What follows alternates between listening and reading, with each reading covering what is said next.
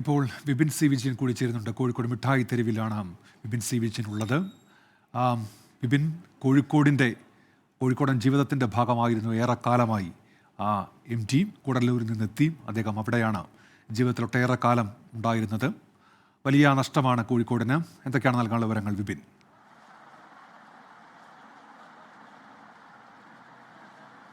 ഉന്മേഷ്, ഒരു 6 പതിറ്റാണ്ട് പിന്നോട്ട് പോവുകയാണെങ്കിൽ മിഠായി തെരുവിൻ്റെ സായാഹ്നങ്ങളിൽ അവിടെ തിക്കോടിയനുണ്ട്, MT ഉണ്ട്, SK പൊറ്റേക്കാടുണ്ട്, പുനത്തിൽ കുഞ്ഞബ്ദുള്ളയുണ്ട്. അവരുടെ തിളക്കമുള്ള വർത്തമാനങ്ങളും ചിരിയും കൂട്ടുകെട്ടുകളും ഒക്കെയുണ്ട്.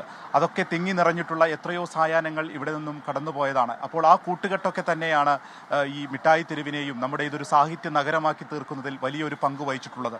അതിൽ ഏറ്റവും ഒരു സ്വർണ്ണ നിറമുള്ള ഏട് തന്നെയാണ് MT വാസുദേവൻ നായർ. ഇപ്പോൾ ഈ ഐഡിയൽ ബുക്സ് എന്നുള്ളൊരു ബുക്ക് സ്റ്റാളിലാണ് ഞാൻ നിൽക്കുന്നത്. MT വാസുദേവൻ നായർ ഈ കോവിഡ് വരുന്ന ആ ഒരു സമയം വരെ വരികയും പുസ്തകം വായിക്കുകയും ഒപ്പം തന്നെ ഇവിടെ നിന്ന് പുസ്തകം എടുക്കുകയൊക്കെ ചെയ്തിരുന്ന ഈ ഐഡിയൽ ബുക്സിലാണ് ഞാനുള്ളത്. അദ്ദേഹത്തിൻ്റെ പുസ്തകങ്ങൾ ഇതാ ഇങ്ങനെ വെച്ചിരിക്കുന്നത് നമുക്ക് കാണാം.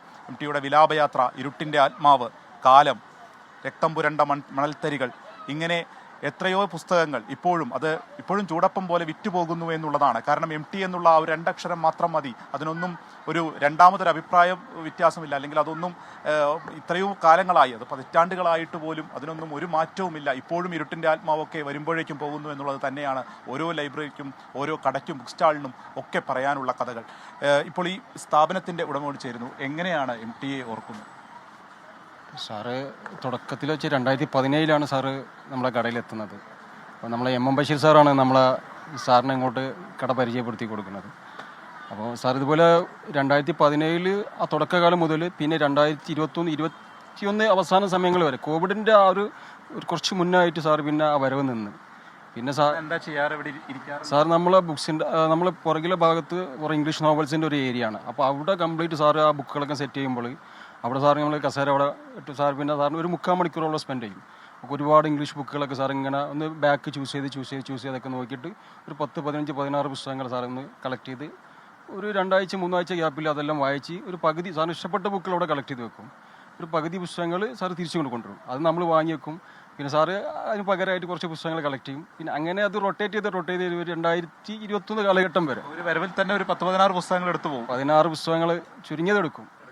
അസാധ്യ റീഡിങ്ങും ഒക്കെ ആയിട്ടുള്ള സമയങ്ങളായിരുന്നു സാറിന്. ഇംഗ്ലീഷാണോ എടുക്കാറ്? മലയാളം എടുത്തിട്ടുണ്ടോ? സാറ് മലയാളം ഒരുവിധം സാറിന് അല്ലാതെ തന്നെ കിട്ടും. സാറിന് ഇംഗ്ലീഷ് ബുക്സാണ് നമ്മുടെ അടുത്ത് ഇതുവരെ കൊണ്ടുപോയി അനുഭവം ഫുൾ ഇംഗ്ലീഷ് തന്നെ ആയിരുന്നു.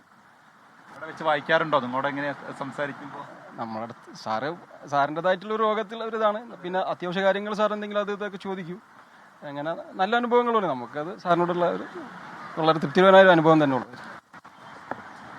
അതെ, അപ്പോൾ ഇവിടെ ഇരിക്കാറുണ്ട്, എല്ലാ പുസ്തകങ്ങളെയും കുറിച്ച് നോക്കാറുണ്ട്. ഒറ്റ വരവിൽ തന്നെ 10-16 പുസ്തകം പോയി 3 ആഴ്ച കഴിയുമ്പോൾ വരികയും ചെയ്യും. അത് പറയുമ്പോൾ ഇപ്പോൾ MN കാരശ്ശേരിയൊക്കെ ഇന്നലെ പറഞ്ഞതുകൂടി ഓർക്കുകയാണ്. കാരണം ഒരു ദിവസമൊക്കെ അദ്ദേഹം 200-300 പേജുകളൊക്കെ വായിക്കാറുണ്ടായിരുന്നു. അത് ഇപ്പോൾ സാധിക്കുന്നില്ല. അതായത് ഇപ്പോൾ പ്രായാധിക്യം കാരണം അവസാനമാകുമ്പോഴേക്കും അതിന് സാധിച്ചില്ലല്ലോ എന്നൊരു വിഷമം അദ്ദേഹം പലരോടും പങ്കുവെച്ചിട്ടുണ്ട്. ഒരു 50 പേജൊക്കെ എനിക്ക് വായിക്കാൻ സാധിക്കുന്നുള്ളൂ എന്നുള്ളത്. അപ്പോൾ എഴുത്തുകാരൻ എന്നതിനൊപ്പം തന്നെ അദ്ദേഹം ഒരു മികച്ച വായനക്കാരൻ കൂടിയായിരുന്നു എന്നുള്ളതാണ്.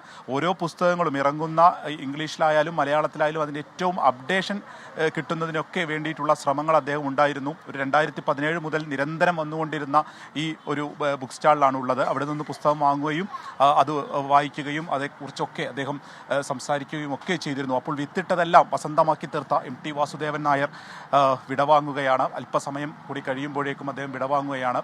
പക്ഷേ ഈ പറഞ്ഞതുപോലെ തന്നെ സൗഹൃദം, ഈ കോഴിക്കോടിൻ്റെ മണ്ണ്, മനസ്സ്, ഇവിടെ വെച്ച് എഴുതിയ നോവലുകൾ എല്ലാം അനശ്വരമായി തന്നെ തുടരും.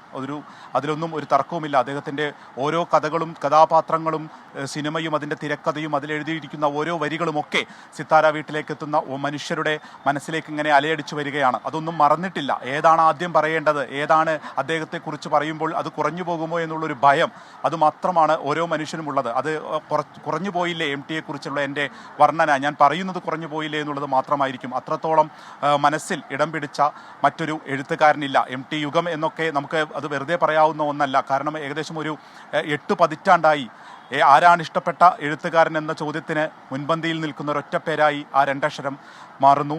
അത് ഇപ്പോഴും അങ്ങനെ തന്നെയാണ്. അത് പുതിയ തലമുറയ്ക്കായിക്കോട്ടെ പഴയ തലമുറയ്ക്കായിക്കോട്ടെ ആരായാലും MT എന്നുള്ള അക്ഷരങ്ങൾ മാത്രമേ ഉള്ളൂ.